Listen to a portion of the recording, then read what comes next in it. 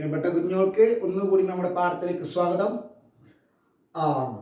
കഴിഞ്ഞ ക്ലാസ്സിൽ നമ്മൾ adsorption of gases on solids ആണ് പറഞ്ഞുകൊണ്ടായത് അല്ലെ. അപ്പോൾ ഇതിൽ അഡ്സോർബേറ്റ് ആകുന്ന ഗ്യാസ് അഡ്സോർബൻ്റ് ആകുന്ന സോളിഡിന്റെ സർഫസിൽ അഡ്സോർബ് ചെയ്യും. അപ്പൊ ഇത് പറയുന്നതിന്റെ കൂടെ തന്നെ നമ്മൾ ഡിഫൈൻ ചെയ്തൊരു ക്വാണ്ടിറ്റിയാണ് എക്സ്റ്റെന്റ് ഓഫ് അഡ്സോർപ്ഷൻ x/m. എന്നിട്ട് നമ്മൾ പറഞ്ഞു there are some factors which are affecting the extent of absorption of gases on solids. അതിൽ ഒന്നാമത്തെ ഫാക്ടർ ആയിട്ട് നമ്മൾ പറഞ്ഞത് the nature of the adsorbate which is the gas. എങ്ങനെയാണ് അത് അഫക്ട് ചെയ്യുന്നത്, എങ്ങനെയാണ് അതിന്റെ എക്സ്റ്റെന്റ് ഓഫ് അഡ്സോർപ്ഷനെ അഫക്ട് ചെയ്യുന്നത് നമ്മൾ പറഞ്ഞിട്ടില്ലേ? എങ്ങനെയാണ്? ഈസിലി ലിക്വിഫയബിൾ ആയിട്ടുള്ള ഗ്യാസ് ആണ് എങ്കിൽ വളരെ പെട്ടെന്ന് തന്നെ ഫിസിക്സ് ഓപ്ഷനിൽ ഏർപ്പെടും അല്ലെ. ഈസിലി ലിക്വിഫയബിൾ ആയിട്ടുള്ള ഗ്യാസുകൾ സോളിഡിന്റെ സർഫസിൽ വളരെ പെട്ടെന്ന് ഫിസിക്സ് ഓപ്ഷനിൽ ഏർപ്പെടും. കാരണം എന്താണ്? At the critical temperature or near the critical temperature the intermolecular interactions are stronger. That means weak van der Waals forces are stronger near the critical temperature. അത് നമ്മൾ പറഞ്ഞു കഴിഞ്ഞ ക്ലാസ്സിൽ ഡീറ്റെയിൽ ആയിട്ട് പറഞ്ഞു.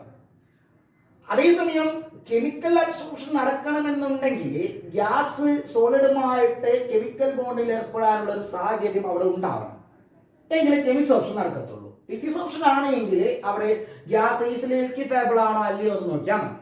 ഇനി രണ്ടാമത്തത് എന്തായിരുന്നു? Nature of the adsorbent which is the solid. അവിടെ എങ്ങനെയാണ് അഫക്ട് ചെയ്യുന്നത്, അല്ലെങ്കിൽ പിന്നെ എക്സ്റ്റെന്റ് ഓഫ് അഡ്സോർപ്ഷനെ തീരുമാനിക്കുന്നത് എങ്ങനെയാണ്?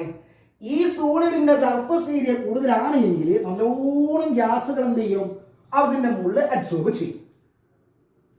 അപ്പോൾ സർഫസ് ഏരിയ കൂടണമെങ്കിൽ അതിനൊരു പോറസ് നേച്ചർ ഉണ്ടായാൽ മതി. അതുകൊണ്ടാണ് ഈ സിലിക്ക ജെല്ല്, അതേപോലെ തന്നെ ആക്ടിവേറ്റഡ് ചാർക്കോൾ, ഹീറ്റഡ് അലുമിന, ഇതൊക്കെ ഗുഡ് അഡ്സോർബന്റുകളാണ്. കാരണം അതിന്റെ പോറസ് നേച്ചർ ഉണ്ട്, അതിന്റെ സർഫസിൽ മൈന്യൂട്ട് ആയിട്ടുള്ള ഹോളുകളുണ്ട്. ഓക്കെ അല്ലേ? അത് കഴിഞ്ഞ ശേഷം നമ്മൾ പറഞ്ഞൊരു മൂന്നാമത്തെ ഫാക്ടറാണ് ടെമ്പറേച്ചർ. ടെമ്പറേച്ചറിൽ ഫിസിക്സ് ഓപ്ഷനും കെമിക്സ് ഓപ്ഷനും വ്യത്യസ്ത രീതിയിലാണ് ഡിപ്പെൻഡ് ചെയ്യുന്നത്. കെമിക്സ് ഓപ്ഷന്റെ കേസിൽ എങ്ങനെയാണോ ടെമ്പറേച്ചറിന്റെ ഡിപ്പെൻഡൻസി, അങ്ങനെയല്ല ഫിസിക്സ് ഓപ്ഷന്റെ കേസിൽ. ഓക്കെ, എങ്ങനെയാണ്? ഫിസിക്കൽ അഡ്സോർപ്ഷന്റെ കേസിൽ എക്സ്റ്റെന്റ് ഓഫ് അഡ്സോർപ്ഷൻ ഡിക്രീസ് ചെയ്യും. when the temperature increases, extent of adsorption decreases in the case of physics option. Okay, അത് നമ്മൾ ലീഷേറ്റർ പ്രിൻസിപ്പിൾ അപ്ലൈ ചെയ്തിട്ട് ഡീറ്റെയിൽ ആയിട്ട് പറഞ്ഞു കഴിഞ്ഞു. ഇതൊക്കെ കഴിഞ്ഞ വീഡിയോയിൽ നോക്കിയാൽ മതി, കിട്ടോ. അത് കഴിഞ്ഞ ശേഷം what is the effect of temperature on the chemisorption. എന്താണ്? കെമിക്സ് ഓപ്ഷന്റെ കേസിൽ ടെമ്പറേച്ചർ ഇൻക്രീസ് ചെയ്യുമ്പോൾ extent of adsorption first increase ചെയ്യും. പിന്നെന്ത് ചെയ്യും? എക്സ്റ്റെന്റ് ഓഫ് അഡ്സോർപ്ഷൻ ഒരു മാക്സിമം വാല്യൂയിലേക്ക് എത്തും, പിന്നെ ഡിക്രീസ് ചെയ്യും. അതായത് നമ്മൾ x/m അതേപോലെ തന്നെ ടെമ്പറേച്ചർ എടുത്തിട്ട് ഗ്രാഫ് വരയ്ക്കുന്നു at a constant pressure condition. അപ്പൊ in the case of physisorption the graph is like this, and in the case of a chemistry option graph is like this. Okay. അപ്പോ ഇതെന്തുകൊണ്ടാണ് അങ്ങനെ സംഭവിച്ചത്? തുടക്കത്തിൽ നമ്മൾ കൊടുക്കുന്ന heat activation എനർജിക്ക് വേണ്ടിയിട്ട് ഉപയോഗിക്കും. അങ്ങനെ ഒരു പർട്ടിക്കുലർ ടെമ്പറേച്ചറിൽ എല്ലാ ബോണ്ടും ഫോം ചെയ്യുന്നു. വീണ്ടും നമ്മൾ ടെമ്പറേച്ചർ ഇൻക്രീസ് ചെയ്ത് കഴിഞ്ഞാൽ എന്ത് സംഭവിക്കും? കൂടുതലായിട്ട് കൊടുക്കുന്ന ഹീറ്റ് ആ ബോണ്ടിനെ ബ്രേക്ക് ചെയ്യാൻ വേണ്ടി ഉപയോഗിക്കും. That means the reverse process will accelerate. Reverse പ്രോസസ്സിന്റെ പേരെന്താ? ഡിസോർപ്ഷൻ നടക്കാൻ തുടങ്ങും. അപ്പോൾ ഈ ഗ്രാഫ് വരച്ചിരിക്കുന്നത് കോൺസ്റ്റന്റ് പ്രഷർ കണ്ടീഷനിലാണ്. ഈ ഗ്രാഫിന് നമ്മൾ പറയുന്ന പേരാണ് അഡ്സോർപ്ഷൻ ഐസോബാർ. ഞാൻ കഴിഞ്ഞ ക്ലാസ്സിൽ അത് പറയുമ്പോൾ മിസ്റ്റേക്ക് വന്നതാണ്, നിങ്ങളത് തിരുത്തണം. ഇതിന്റെ പേരെന്താണ്? Adsorption isobar. കോൺസ്റ്റന്റ് പ്രഷർ കണ്ടീഷനിൽ വരക്കുന്ന x/m versus temperature graph at constant pressure condition is called adsorption isobar. തേമല്ല, ഐസോബാർ. ഓക്കെ, കഴിഞ്ഞ ക്ലാസ്സിൽ ഞാൻ അഡ്സോർപ്ഷൻ ഐസോതേം എന്നാ പറഞ്ഞത്, അത് നിങ്ങൾ തിരുത്തണം. ഓക്കെ, അപ്പൊ ഇതെന്താണ്? ഇത് adsorption isobar for physisorption and this is the adsorption isobar for chemisorption. അപ്പൊ ഇത്രയാണ് കുഞ്ഞോളെ കഴിഞ്ഞ ക്ലാസ്സിൽ നമ്മൾ പറഞ്ഞത്. ഇനി അവിടെ നാലാമത്തെ ഒരു ഫാക്ടർ ഉണ്ട്, അതിന്റെ പേരാണ്, നാലാമത്തെ ഫാക്ടറിന്റെ പേരാണ് പ്രഷർ. പ്രഷറിന്റെ ഇഫക്റ്റ് എന്താണെന്ന് നമ്മൾ കഴിഞ്ഞ ക്ലാസ്സിൽ പറഞ്ഞിട്ടില്ല, അത് ഈ ക്ലാസ്സിൽ പറയാൻ വേണ്ടി പോവാണ്. Effect of pressure on adsorption of gases, adsorption of gases on solids. Effect of pressure on adsorption of gases on solids. എന്തിനറിയാവോ? വളരെ സിമ്പിൾ ആയിട്ട് പറയാം. When the pressure increases, extent of adsorption increases. When the pressure increases, extent of adsorption increases. ഇതാണ് effect അല്ലെങ്കിൽ dependency. പ്രഷറിന്റെ dependency ഇങ്ങനെയാണ്. Okay അല്ലേ? അപ്പൊ അത് മനസ്സിലായി. ഇനി അതിന് ഫിസിക്കൽ അബ്സോർപ്ഷൻ ആവട്ടെ കെമിക്കൽ അബ്സോർപ്ഷൻ ആവട്ടെ, പ്രഷർ ഇൻക്രീസ് ചെയ്യുമ്പോൾ എക്സ്റ്റെന്റ് ഓഫ് അബ്സോർപ്ഷൻ ഇൻക്രീസ് ചെയ്യും. ഓക്കെ, അപ്പോൾ ഇത് എങ്ങനെ ഇൻക്രീസ് ചെയ്യുന്നു എന്നുള്ള കാര്യങ്ങളൊന്നും നമ്മൾ ചർച്ച ചെയ്യുന്നില്ല. നമ്മൾ ഇതിനെ ഗ്രാഫിക്കലായിട്ടൊന്ന് പ്ലോട്ട് ചെയ്യാം. ഓക്കെ, പ്രഷറും അതേപോലെ എക്സ്റ്റെന്റ് ഓഫ് അബ്സോർപ്ഷനും തമ്മിലുള്ള ഒരു ഗ്രാഫ് ബന്ധം നമ്മൾ ഗ്രാഫിക്കലായിട്ട് കാണിക്കാം.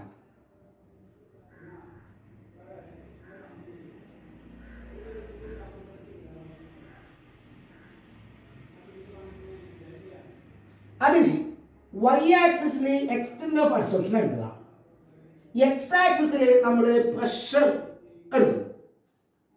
നേരത്തെ ചെയ്ത പോലെ തന്നെയാണ്. ഇവിടെ എക്സ് ബൈ എം, അവിടെ നേരത്തെ ടെമ്പറേച്ചർ എടുത്തത്. അബ്സോർപ്ഷൻ ഐസോ ബാറിൽ നമ്മൾ ടെമ്പറേച്ചർ എടുത്തത്, ഇവിടെ പ്രഷർ എടുക്കണം. And this plot is drawn at constant temperature condition. Okay, അപ്പോൾ നമുക്ക് കിട്ടുന്ന ഗ്രാഫ് എങ്ങനെ നോക്കിക്കോളൂ, നല്ലോണം ശ്രദ്ധിക്കണം. അതിൽ ഓരോ ഭാഗവും നമുക്ക് വളരെ ഇമ്പോർട്ടൻ്റ് ആണ്. ഈ ഗ്രാഫ് തുടക്കത്തിൽ ഇത് ഇങ്ങനെ കിട്ടും, ഓൾമോസ്റ്റ് സ്ട്രെയിറ്റ് ലൈൻ ആയിട്ട് കിട്ടും.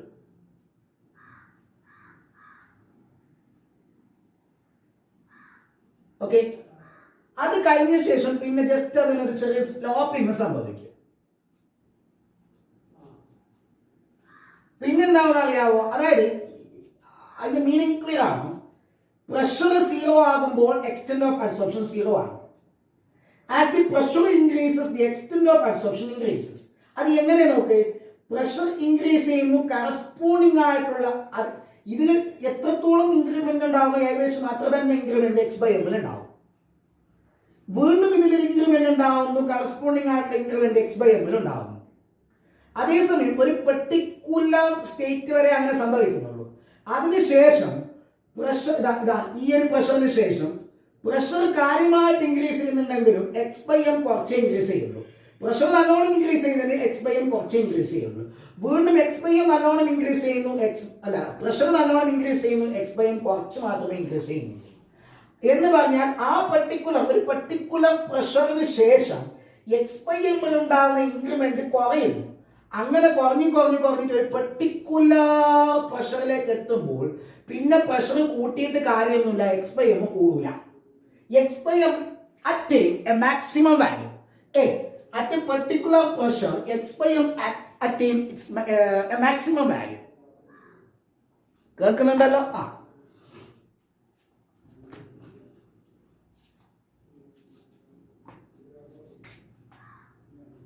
Then the graph will become parallel to x-axis. ഇതാണ് പ്രഷറും എക്സ്റ്റെന്റ് ഓഫ് അബ്സോർപ്ഷനും തമ്മിലുള്ള എന്താ പറയാ ബന്ധം ഗ്രാഫിക്കലായിട്ട് പ്ലോട്ട് ചെയ്താൽ നമുക്ക് കിട്ടുന്നത്. അപ്പോൾ ഇതിന് കുറെ കാര്യങ്ങൾ പറയാനുണ്ട്. അതിന് മുമ്പ് നമ്മൾ ഈ ഗ്രാഫ് വരച്ചിട്ടുള്ളത് കോൺസ്റ്റന്റ് ടെമ്പറേച്ചർ കണ്ടീഷനിലല്ലേ? കോൺസ്റ്റന്റ് ടെമ്പറേച്ചർ കണ്ടീഷനിൽ വരച്ച ഈ ഗ്രാഫിന്റെ പേരാണ് അഡ്സോർപ്ഷൻ ഐസോതേർം. ഇതാണ് അഡ്സോർപ്ഷൻ ഐസോതേർം. അപ്പൊ ഗ്രാഫിൽ ഞാൻ ഐസോബാർ എന്ന് ഞാൻ നേരത്തെ നമ്മൾ പറഞ്ഞത് അഡ്സോർപ്ഷൻ ഐസോബാർ ആണ്. ഇതാണ് അഡ്സോർപ്ഷൻ ഐസോതേർം. ഓക്കെ, ഇനി നിങ്ങൾ കണ്ടല്ലോ, പ്രഷർ ഇൻക്രീസ് ചെയ്തിട്ട് ഒരു പെർട്ടിക്കുലർ പ്രഷറിലേക്ക് എത്തുമ്പോൾ പിന്നെന്ത് ചെയ്യുന്നില്ല, എക്സ് ബൈ എം ഇൻക്രീസ് ചെയ്യുന്നില്ല, ഇല്ലല്ലോ. ആ സ്റ്റേറ്റിനെ പറഞ്ഞ പേരാണ്, അതായത് നമ്മൾ ഒരു ഇക്വിലിബ്രിയം സ്റ്റേറ്റിലേക്ക് എത്തിച്ചേരുന്നു, അല്ലെങ്കിൽ അബ്സോർപ്ഷൻ പ്രോസസ് ഒരു ഇക്വിലിബ്രിയം സ്റ്റേറ്റിലേക്ക് എത്തിച്ചേരുന്നു. That equilibrium state is called saturation state. Saturation state. ആ സാച്ചുറേഷൻ സ്റ്റേറ്റിന് കറസ്പോണ്ടിങ് ആയിട്ട് ഈ പ്രഷർ ഉണ്ടല്ലോ, ആ പ്രഷറിന്റെ പേരാണ് saturation pressure PS. Saturation pressure PS.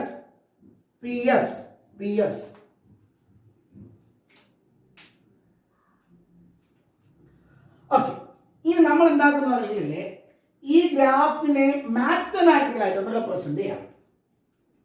അതെങ്ങനെ നോക്കാം. നമുക്ക് ഈ ഗ്രാഫിനെ 3 ഭാഗമായിട്ട് ഡിവൈഡ് ചെയ്യാം. ഒന്ന്, എക്സ്/എമ്മും പ്രഷറും ലീനിയറായിട്ട് ഇൻക്രീസ് ചെയ്യുന്ന അല്ലെങ്കിൽ ലീനിയറായിട്ട് വേരി ചെയ്യുന്ന ഈ ഒരു പോർഷൻ, പിന്നെ ഒരു സ്ലോപ്പിംഗ് സംഭവിക്കുന്ന ഈ ഒരു പോർഷൻ, പിന്നെ പാരലൽ ആവുന്ന ഈ പോർഷൻ. ഓക്കെ, അപ്പൊ ഇവിടെ x/m പ്രഷറും ഡയറക്ട്ലി പ്രൊപ്പോർഷണലാണ് എന്ന് പറഞ്ഞാൽ പ്രഷർ ഇൻക്രീസ് ചെയ്യുമ്പോൾ x/m ഇൻക്രീസ് ചെയ്യുന്നുണ്ട്. എങ്ങനെ? പ്രഷറിൽ ചെറിയൊരു ഇൻക്രിമെന്റ് ഉണ്ടാകുമ്പോൾ അത്രയും ചെറിയൊരു ഇൻക്രിമെന്റ് x/m ഉണ്ടാവുള്ളൂ. പ്രഷർ നന്നായിട്ട് കൂടുമ്പോൾ x/m നന്നായിട്ട് കൂടും. That means x/m is directly proportional to p⁻1. അതേസമയം ഇവിടെയോ, ഇവിടെ x/m ഉം p യും തമ്മിൽ ഡിപെൻഡൻസി ഇല്ല, ഉണ്ടോ? That means x/m is proportional to p⁻0. So ഇവിടെ x/m proportional to p, which is raised to a power which is equal to 1. Here x/m is proportional to p, which is that pressure is raised to a power which is equal to 0. ഇവിടെ dependency ഇല്ല, ഇവിടെ ഒരു linear dependency ആണ്. അതേസമയം അടുക്കുള്ള ഒരു region കണ്ടല്ലോ, അവിടെ എങ്ങനെയാണ്? അവിടെ x/m ഉം p യും പ്രൊപ്പോർഷണൽ ആണ്. പക്ഷെ പ്രഷറിൽ കാര്യമായിട്ടുള്ള ഇൻക്രിമെന്റ് നടക്കുമ്പോൾ x/m കുറച്ച് കൂടുന്നുള്ളൂ. ലീനിയർ ആയിട്ടുള്ള ഇൻക്രിമെന്റ് അല്ല. ഇതുവരെ 1 ആണ്, p⁻1 ആണ്, ഇതിന് ശേഷം p⁻0 ആണ്. അപ്പൊ ഇതിന്റെ ഇടയിൽ നിന്ന് അറിയാവോ, 1നേക്കാൾ ചെറുതാണ്, 0നേക്കാൾ വലുതാണ്. ഇവിടുന്ന് അങ്ങോട്ട് p-യുടെ പവർ 1 അല്ല, 1നേക്കാൾ ചെറുതാണ്.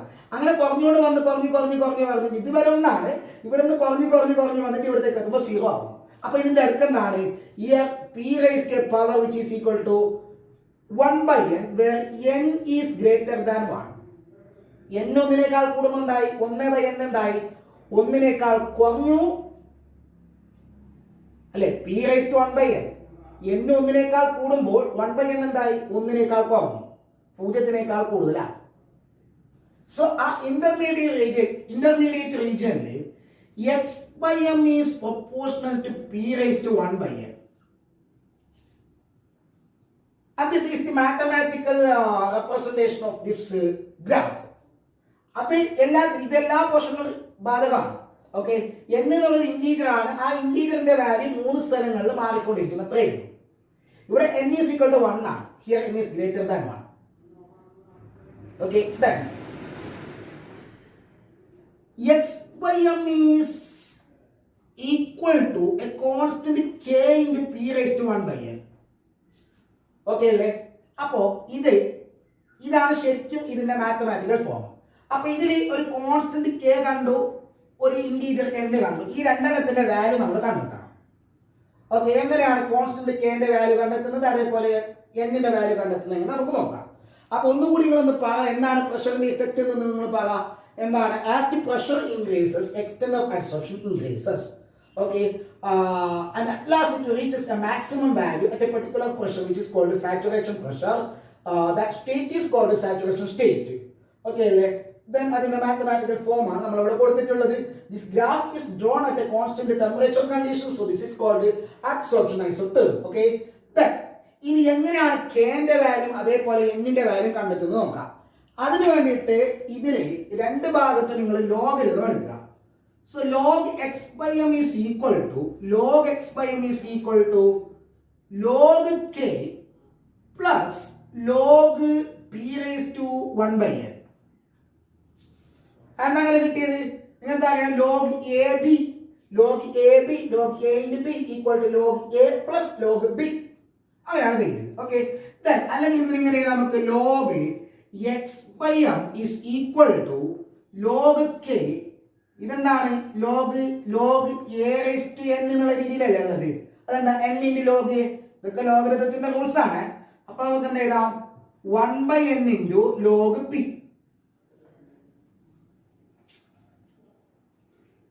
ഓക്കെ, അപ്പൊ ഇത് രണ്ടും ഇതിന്റെ മാത്തമാറ്റിക്കൽ ഫോമാണ് കേട്ടോ. അപ്പൊ ഇതിൽ നിന്നാണ് നമ്മൾ കെന്റെ വാല്യൂ എന്നിന്റെ വാല്യൂ കണ്ടെത്താൻ പോകുന്നത്. ഇതിൽ ഇപ്പൊ ഈ ഇക്വേഷന്റെ വേറൊരു ഫോമാണ്. ഈ ഫോം നമുക്കൊരു പരിചയമുള്ള ഒരു ഫോമാണ്. എങ്ങനെയാണെന്ന് അറിയാവോ? y is equal to mx plus c എന്നുള്ള ഫോമാണ്. അതെന്താണ്? സ്ട്രെയിറ്റ് ലൈനിന്റെ ഗ്രാഫാണ്. Having slope m and y intercept c. അപ്പൊ ഇവിടെ എന്താണ് y is log x by m, x എന്നാണ് log p, എന്നാണ് സ്ലോപ്പ് 1/n. കോൺസ്റ്റന്റ് c എന്താണ്? സോറി, കോൺസ്റ്റന്റ് log k ന് ഈക്വൽ ആണ്, y ഇന്റർസെപ്റ്റ് c ക്ക് ഈക്വൽ ആണ്. അപ്പൊ ഇതിനെ നമ്മൾ പ്ലോട്ട് ചെയ്ത് കഴിഞ്ഞാൽ അതിൽ നിന്ന് നമുക്ക് സ്ലോപ്പിന്റെ വാല്യൂ അതേപോലെ കോൺസ്റ്റന്റ് k ന്റെ വാല്യൂ കണ്ടെത്താം. എങ്ങനെ നോക്കിക്കോ?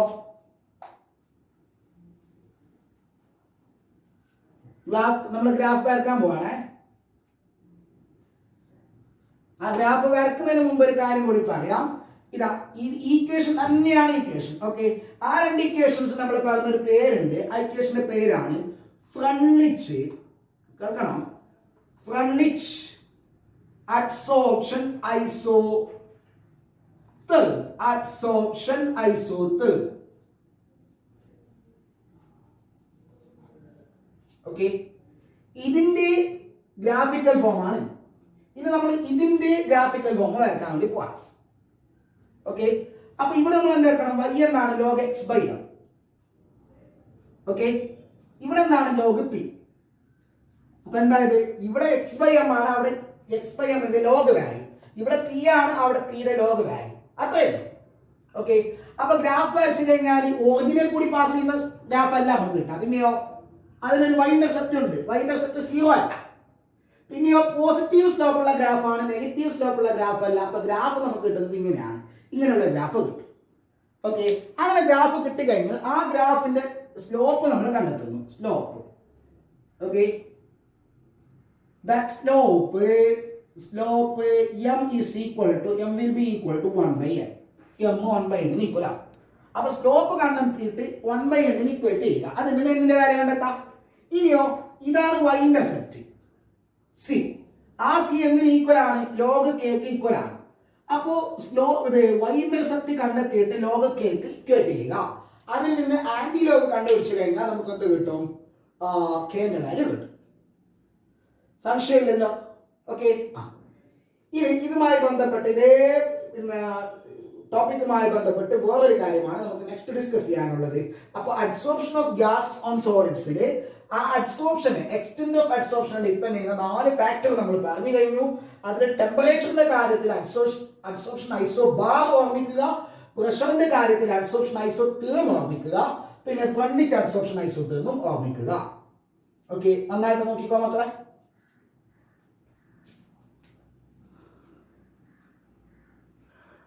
സോ ഇതിൽ ആക്ച്വലി ഇപ്പം നമ്മൾ പ്രഷർ, ഇഫക്റ്റ് ഓഫ് പ്രഷർ എന്ന് പറഞ്ഞില്ലേ, അത് ആക്ച്വലി നമ്മൾ പിന്നെ അപ്ലിക്കബിൾ ഫോർ ഫിസിക്സ് ഓപ്ഷനാണ്. കെമിക്സ് ഓപ്ഷൻ്റെ കേസിൽ കെമിക്കൽ അഡ്സോർപ്ഷൻ നടക്കാൻ സൗകര്യമുണ്ടെങ്കിൽ നമുക്ക് ഇതൊക്കെ പറയാൻ പറ്റത്തുള്ളൂ. ഓക്കെ, അക്കാര്യം ഒന്ന് നോട്ട് ചെയ്യുക. നമുക്കിനി പുതിയൊരു വീഡിയോയിൽ കാണാം. ഓക്കെ.